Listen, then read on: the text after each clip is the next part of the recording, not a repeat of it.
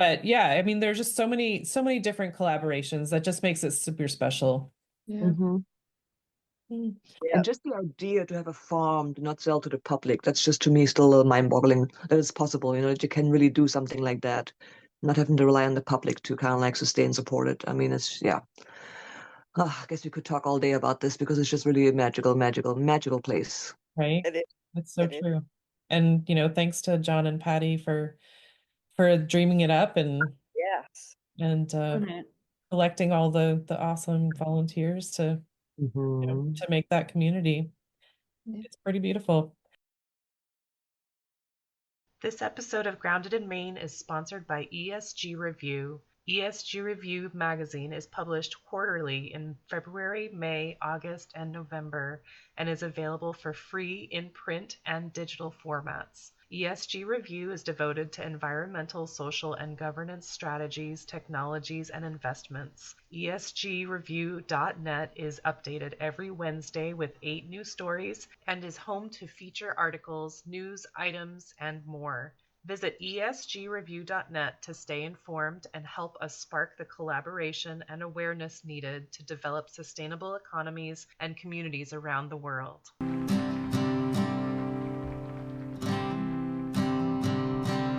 There's a place where there's no trouble, no more pain, no more struggle.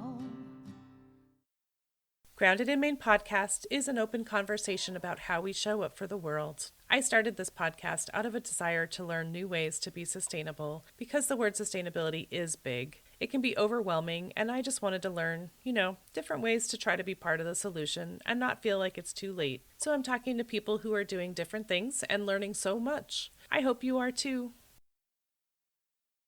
Away. Hi there. Thank you so much for listening to this bonus episode of Grounded in Maine. My name is Amy Fagan, and I have some of my friends here. I have Karen Sorensen, who is a past guest. I've got Mary Avino, who is a friend of mine, and my friend Robin Knight, who you can't see, but you'll be able to hear her. But we are talking about our favorite charity, which is Growing to Give for Podcasthon. So I am so happy to participate in this third edition of Podcasthon. For 1 week, more than 1,000 podcasts will highlight a charity of their choice. And today, this bonus episode of Grounded in Maine, I am talking to my friends who I met through Growing to Give. And Growing to Give is it is a nonprofit farm in Maine, which is where I am from, of course. And they are about a mile away from where I lived. And I volunteered there for about 7 years with Robin. We were the Saturday morning crew. And so we had Karen and we had Mary and Robin and me. And we were like, it was more like family. Like we just, we really were we missed each other when somebody was missing, and we were so thrilled to be together. And my last day there was a lot. It was a lot. But these people have become my family, and I'm thrilled to be able to chat up Grounded in Maine, which not Grounded in Maine, Growing to Give, the other GR. So Growing to Give in Brunswick, Maine. So they are owned by Patty Carton and John Newlin, who own the farm, which is actually called Scattergood Farm. And they started this project in like 2015, but they started Growing to Give in 2017. And Robin and I were the first. Well, Robin was the very first volunteer, and I was close behind.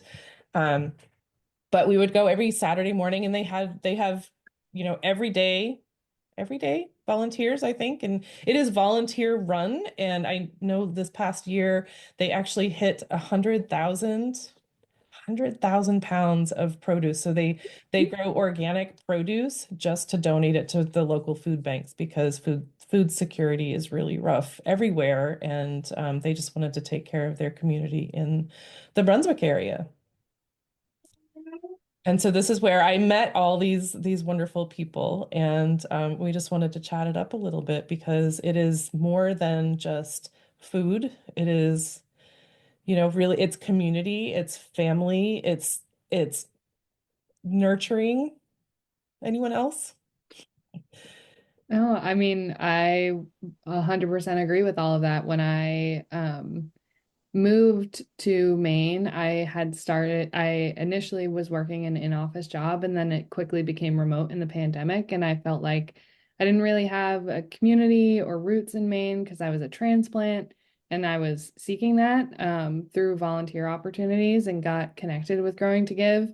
And like the energy that it gave me just to be in the presence with that group of people and to be giving back to my community directly, working a lot with Mid-Coast Hunger Prevention through that. Like I think it made the largest difference for me in my quality of life, like as a person, just being of service to others, and also like meeting you guys and checking in and like hearing your stories about your lives. And like y'all were with me when I went through job changes and when I went through big personal changes, and like all of that while learning so much about cultivating food and seeing the seasons change and taking like a seedling that I planted in April and harvesting it a few weeks later or a couple months later and seeing how the earth itself moved. Like I talk all the time about how special Growing to Give is to me.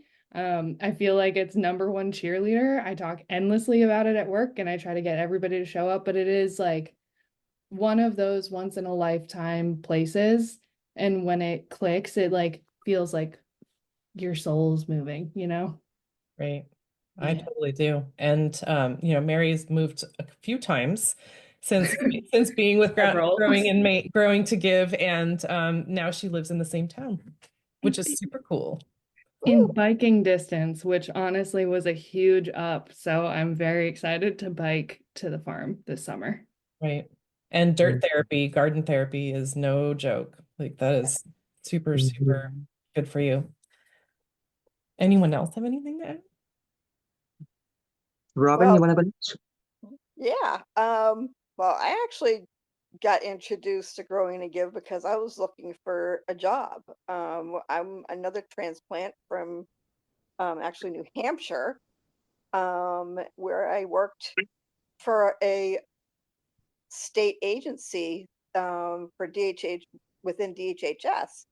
Mhm. And I loved what I did there. It was clerical, but I loved what I did there. Um, and when I tried to apply for some of the positions here that were for similar position, similar things that were state jobs, um, I didn't have the same feels. You know what I mean? It's like the when I would step in the offices, I just didn't feel like it wasn't the same atmosphere that I was familiar with out of New Hampshire. And Sure. so I felt like, well, maybe a nonprofit would be a better fit. And I don't even remember where I saw the ad, but they were looking for somebody to help run the volunteers and do the work. And I didn't know a lot about that. I did have some supervisory training and a lot of other skills I thought I could transfer. So um I applied for it, and John got back to me and said that they weren't going to really make any decisions right away. It was going to be a couple of months. And so I just drove him nuts. I just kept emailing and saying, and then eventually I ended up with a job, and I've been there ever since. But Patty actually contacted me in the middle of the winter of 2016 and said, "Hey, we need volunteers. You want to volunteer?" And I got back to her right away and I said, "Well, I have a job now, but I'm only probably going to be available on Saturdays. Can I do Saturday?" And she's like, "Oh yeah." And so then I started going, and it was just me and Theda. Theda was the farm manager, the original farm manager who recently retired, actually, she told us her news the same day that Amy told us she was leaving. So it was kind of sad for me because I mean, Amy and Theda were my, you know, Right. We're the OG crew. yeah, exactly. But I mean, it. I mean, you guys were the reason I was going. You know, that's one of the reasons I was going, and so it was just a Yeah. little bittersweet for me because you guys had Mhm. better things coming to you, and yeah, and you had opportunities that were opening up, and you felt like you needed to go for it, and you know, you know, I'm just, staying where I am. So, Good. but You're still but yeah, fine. yeah. You hold it So all together. but growing together, I mean, somebody asked me recently what I did there, and I was just like, I go get dirty. I follow the people Mhm. around that tell me what to do, and I do it, and I come home covered in dirt. Well, yeah, and it's totally, garden therapy. Like you get dirty and you have your hands in that dirt, and there's like a healing property to that. And then there's the also like the pride that you take in growing something from seeds. Right, Mhm. exactly. I mean, one of my favorite jobs there is using that seed blocking tool. Yeah. That thing is a blast. And if you don't know what that is, folks, what a seed blocking tool is, go online to your any seed catalog, and they all have them. But they're really fun to use, and they're really efficient. But we all kind of, I mean, did this. What you guys say? It was kind of like a an assembly line, kind of. One of Totally. us one of us would do the seed blocks, and the other, somebody would make holes in the seed blocks, and somebody else would put seeds in, Yep, and totally. then somebody would bring them into the greenhouse or the starting shed. Mm-hmm. And we're a well-oiled machine after many Yeah, years working together. exactly. Mhm. I was a big fan of the Yeah. broad fork myself. I felt like it was good for maybe some pent-up aggression I was holding Mhm. in. Absolutely. Step Yeah. that ground. Step on it. Stomp. The weeding Your. also therapeutic.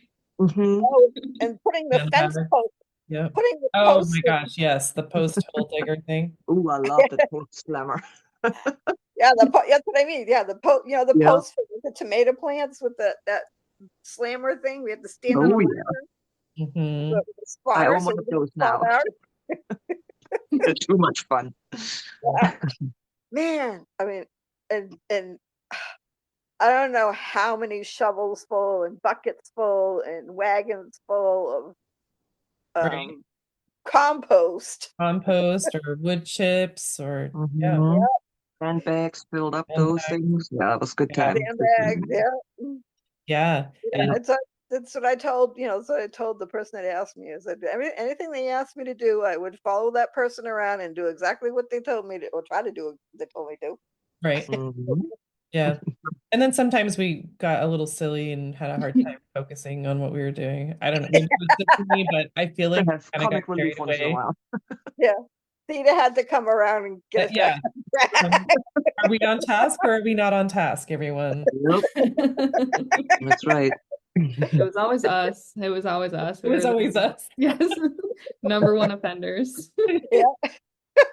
Well, Mhm. I mean, I can say I kind of secretly think that they let the Saturday crew come just so we could all hang out together. Right? Because Yeah. I mean, Yeah, they I may or think may toward not be the end, helpful, but they'll be glad to see each other. Yeah. yeah, Exactly. Just that. I think it kind of got to the point where we weren't exactly getting a whole lot done. I Except, wouldn't say that. We yeah, no, busted oh, butt. I was just gonna We say, really, except for Karen, because we Karen would did. come in and do everything. Yeah. Give me all the buckets. Give me all the heavy Yeah. stuff. Let There's the me. machine. Yeah. Yeah. Yeah. Yeah. And I came to the farm. I'm sorry. Didn't want to cut you off, Robin. Oh no, you're fine. You're fine. You're absolutely right. I was about to say that. when you said it. Yeah, I got to the Grown to Give farm through the Master Garden Volunteer Program. in 2019, and they had a whole long list of volunteer opportunities. And the first one I saw was Growing to Give, which was relatively near to where I live in Auburn. And that's the only one I really tried out because I found my home right there. I remember the day clearly. It was a fall day. We were doing the garlic, binding them all together. It was just a beautiful day. The farm is just a gem. It is just really literally the most beautiful farm that I know. And I've worked for a few farms in Maine. It's literally my favorite farm because it's so beautifully set up. It's so inspirational. That's something that I want to implement for myself down the line at some point to some degree, not like Theda style because Theda is Theda. But yeah, I got there day one, and I've been going there consistently for a few years until my life went a little topsy-turvy and everything changed a little bit. And now I'm Massachusetts, so really far, far, far away from the farm. And but yeah, just being there every Saturday, no matter the weather, rain, shine, sun, hail, anything, snow, it's just so beautiful to be so close to Mother Earth and to really be able to grow your own food, not our food, but just to be able to participate in growing food. The ultimate human experience, growing your own sustenance with your own two hands, and being so close to nature and everything, the bugs and the birds and the earth is just one of the most magical things to me. That's really where I need to be And the down the goat. line for sure. Yeah. And the And yeah, I goat. mean, we have so much fun there as a crew, it was really a highlight of my week usually to go there and see you guys, and like you all said, if one is missing, it's like, oh, but hey, there's somebody else, Yeah, right. There's always and we somebody. really, yeah, and we crushed it hard. I mean, I love physical hard labor, especially when it's outside. It just really gives me the energy that I need to really function and roll like a machine. Like a gym for me, just it's like doesn't do it, Need to Right. be out there in the sun and the rain and do my thing, But yeah, it's a beautiful, beautiful place. Anybody who is near there, definitely go check that out. They like the help, they want the help, they need the help. So definitely everybody listening and you're close by, go give it a whirl. Yeah. They would Always love that. accepting volunteers for sure. But Mm-hmm. it's a 2-hour commitment.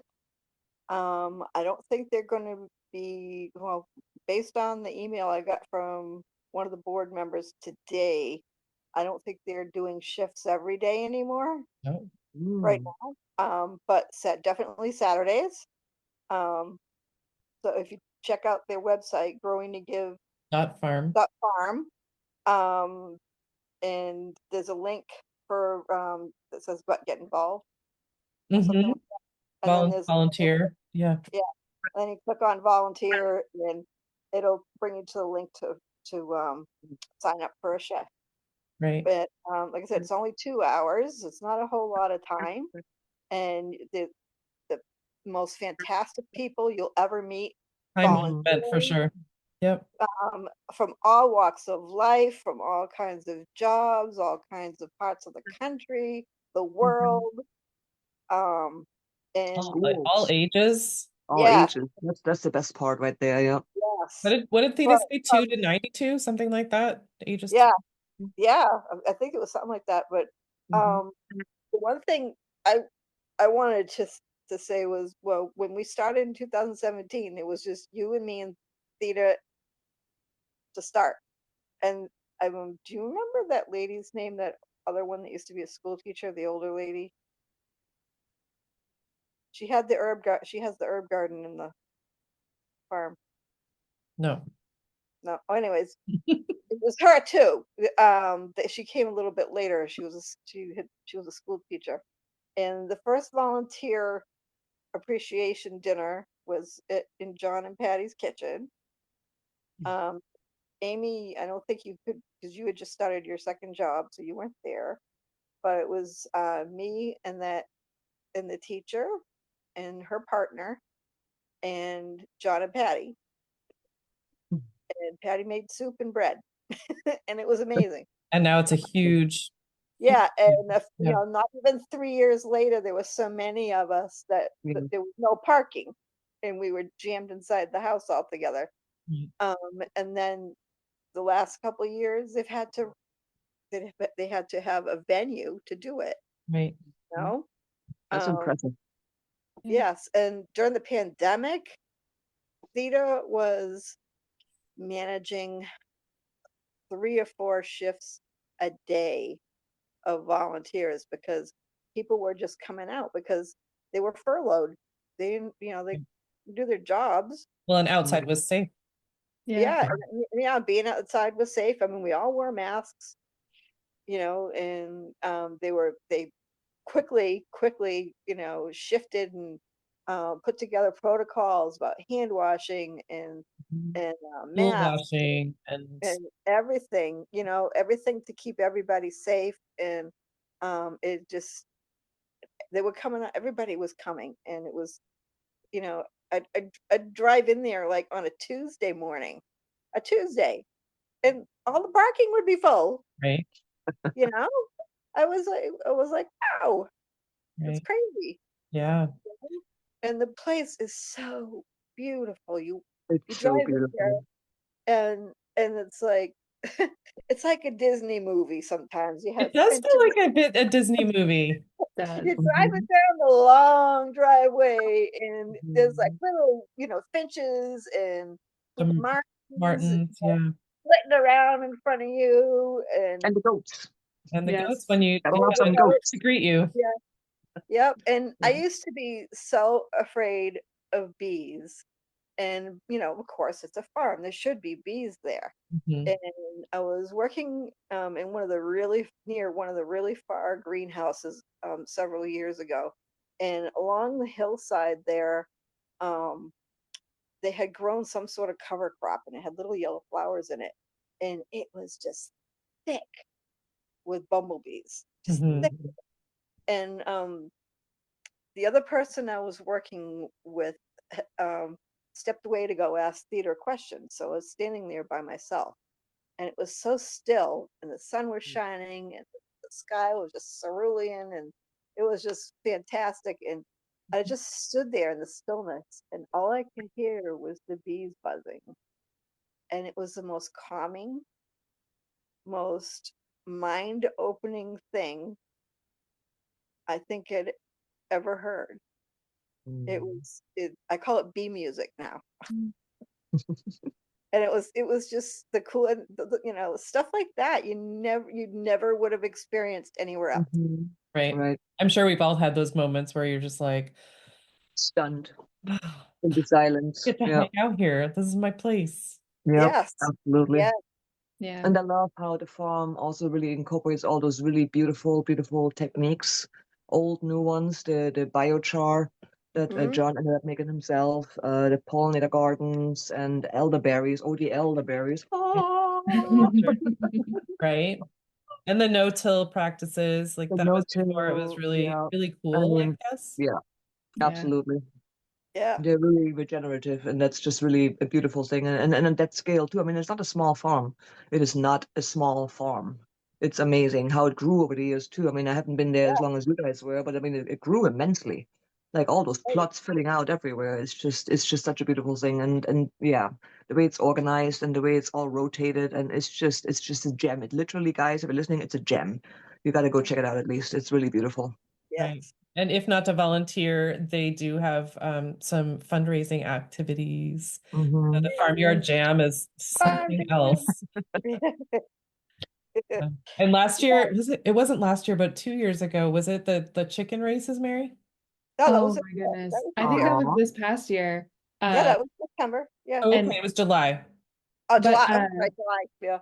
I think we maybe 2 years ago or a couple years ago, we had to call it because of a hurricane, which was devastating. But I Yeah. can tell you, I've not screamed louder in probably the past 10 years than during the chicken races. I wanted Frances so bad. I still remember her. I wanted her to win so bad. She didn't make it, but she did make me proud. The chicken races were awesome. Yeah. That's awesome. I Um, love that rubber duck race thing oh with the yeah, water, the rubber the water ducky. pump that John put together. Oh my gosh. John used to be an educator, you guys, and he knows what keeps kids interested. And Hmm. so those things that he puts out on the lawn aren't just Yeah. cutesy stuff that he threw out on the lawn. He He knows what's knew up. exactly what he was doing. And Hmm. I mean, the duck race thing, especially with the water pumps and the gutters and everything. Oh my gosh, the kids love it. Right. Oh, That Yeah. the games are super fun. I especially like where's the donkey gonna poop? oh, Really good. Whoever. That's So awesome. you pick the square that the whoever is going to poop on. Uh, just so Like random. a duck bingo or something, duck poop bingo. That's pretty cool. Pretty much. Oh, there's another thing. If anybody's listening and you don't really feel like volunteering, they do have an Airbnb that they rent out. So if you just want to spend like an idyllic, beautiful weekend or a week there and just really enjoy everything without doing a single thing, go Mm, check that out. I mean, Yes. there's so many options to get there. Yeah, there's definitely a way for you to get there if you really want to. Yeah. Or you can just donate. Or Yeah. just don't. There's a link on the website. Growing2give.farm. Yes. All the information is there, as well as a nice little write-up about Robin that I saw, why she matters so much to Growing to Give. Mhm. But Karen, I totally did not remember that your first day was a garlic day, because I Mhm. remember so well dreaming up this idea of the podcast, which was supposed to be a YouTube channel, but we were working on garlic. It is just Mhm. magical, I guess. Like that was, Mhm. I didn't realize that. Yeah. It was And Karen and I again, that dreamed this up, you guys. that's something that I really appreciate about you, Amy. I mean, I've been seeing you growing for since I got there ultimately. What you've done, what you've accomplished. Now you're here. I mean, I'm just in awe of that without bullshit. Can I say that? I don't know. Too late. You can exit out. But like, I'm immensely proud of and watching you grow and do all your things is just absolutely magical to watch. And I love that. I absolutely love that. You go, girl. You Same deserve here. everything that's coming for you. Mhm. Yep. I feel like all you girls' mom sometimes. Yes, you do. And I love that about you, Robin. Let's put a jacket on. my kids my kids aren't home anymore. We're empty nesters, and these are my new chickies. Yeah. Right. I call us the what did I used to call us? The What did you call us, Robin? What did you the call us? warriors. What was your nickname? The Weekend the Warriors? Name us. the oh I can't the food Don't think of it. Don't focus. Think of something yeah else. It'll come to you. the warrior princesses of food insecurity. Oh, Yeah, nice. I'll Yeah. take it. Another super fun, sorry to cut you off. Another super fun memory I have with Grown to Give in regards to the elderberries. I was doing the trimming with, what was her name? Oh my goodness. Abby. Yes, Abby. We did the not trimming, the pruning in the spring twice with her, and that was just a good experience. And I was really appreciate that, or the fact that I could give a elderberry seminar at the farm among the elderberries. That was a really special moment that I definitely treasure for a long time to come. Yeah, the collaborations have been really, really awesome, with different organizations, because I remember, oh my gosh, I know Robin was there when we were doing Jerusalem artichokes. Oh And yeah. it was December and it was so cold and we had to wash them and it was so cold for wet Yeah. hands. Oh my Yeah, goodness. we did that again this year. But it's Oh, hundreds and hundreds of pounds of Jerusalem artichokes that they're donating to the tribe up north that they Yeah. oh, good. Oh my goodness, that's amazing. yeah. Um, but yeah, I mean there's just so many different collaborations that just makes it super special. Yeah. Hmm. Mm. Yeah. And just the idea to have a farm to not sell to the public, that's just to me still a little mind-boggling that it's possible, that you can really do something like that, not having to rely on the public to kind of like sustain support it. I mean, it's, yeah. I guess we could talk all day about this because it's just really a magical place. Right? It is. That's so It is. true. And thanks to John and Patty for dreaming it up Yes. and Brilliant. collecting all the awesome volunteers Hmm. to make that community. Yeah. It's pretty beautiful. So Yeah. I yeah, I mean this is my charity of choice. Growing to Give is a very, very special place. It brought us all together and we dreamed up all kinds of cool stuff together. Yeah. Uh, Mm. and they created this community that is unbreakable, really. I mean, Mhm. they're a part of the Brunswick area community and collaborating with people all over the state of Maine and just making a difference, and we love them. Mhm. Endlessly. Big heart. And I can't wait to get back in June. Yay! Yeah. So excited. Saturday is the newspaper Oh, the planting pots. party. Oh, paper Oh, pots. that's so much fun. Yeah. Dang it. Pots. Well, I'll be there in spirit. Yep. Mhm. We'll be love it. thinking of you. I love it. So once a year, there's always a plant pot making session where tons of volunteers will come, and there's tea and coffee and snacks and Max. so much newspaper to cut and to shape into little plant pots to start Mhm. seeds With So wine much bottles. paper. with wine bottles. Empty, Yeah. empty, Who's drinking all that wine? That's what I want to know. Someone drank it. right? Hey, don't judge, Robin. Don't judge. The They're next, long winters here in Maine. Yeah. it was a long winter. Oh, man. Anyway, well, I love you guys. Thank you so much. I love to get to do this and to talk about our people that we love. Mhm. Any opportunity to brag about you guys or to brag about the farm, I'm game. Thank you so Oh, much yeah. for having us to talk about it. Yeah, and special shout out to Theda because she is a rock star. Yes. Our She's a queen. rock star. Oh, yes. And I hope retirement is treating her so kindly and holding her she's doing so awesome. well. She deserves it after all of the work that she's put in over the years. And everything she put up with us. Yes. She's Her doing great. awesome. I did see her a couple weeks ago. Yay. Oh, Oh, is it her art thing? She had an art show in Topsom, a very small nice. one. But by the time I got there, I think she said she had sold already 10 things. And Amazing. that was her paintings, not her. She had pottery there too, I guess. So cool. But she Yeah. did really well because I saw how much she had marked one of her paintings, the price of it, and if she sold 10 of those, man, I'm in the wrong business. It was beautiful work. Woman Yes, of many yeah, talents. it was fabulous. I couldn't stop looking at it. It was just, it was so different. Yeah. She's got lots of talent for sure. And we were so lucky to have gotten to work with her for so long. Yes, yes. All right. Okay. Yay. So Thank good to see you and hear you guys. Miss you much. Yes. Yeah, Love you this so was fun. much. I hope we have a day where we all get to see each other on the farm again sometime. Yeah, let's plan that out a little. Yeah, let's do Coming it. in June, Amy. Good. That's End of already June, last week in June. Or let the family know. I'm not gonna be here for that. I'm gonna be there. Perfect. Yeah. I will see you guys soon enough. Great.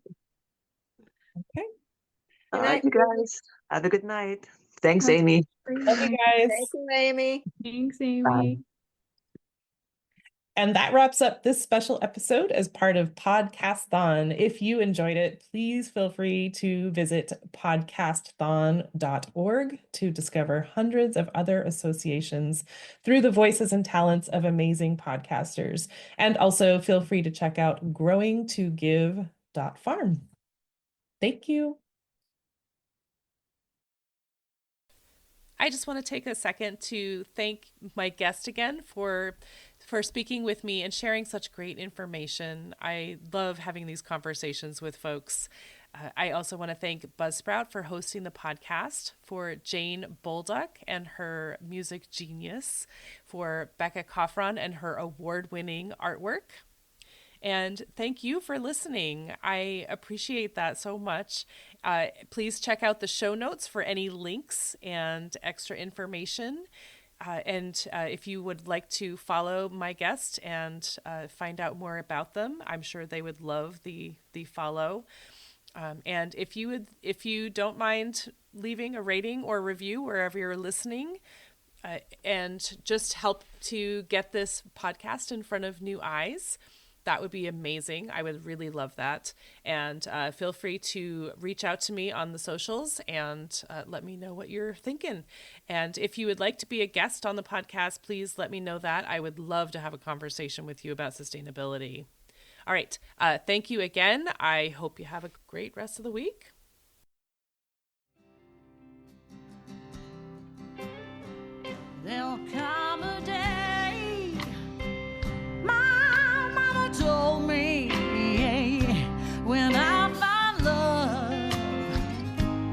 heaven hold me, a heart that's strong and so sincere. Just tell me, how do I get there from here? Oh, tell me, how do I get there from here? 'Cause here and now I'm so far down that mercy's bound, yeah, to find me.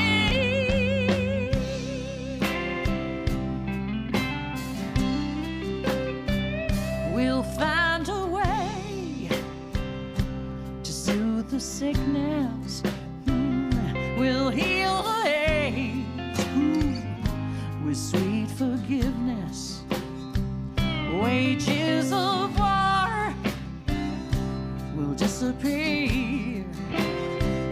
Just tell me, how do I get there from here? I wonder, how do I get there from here? Yeah, 'cause here and now I'm so far down, and mercy's bound, yeah, to find me.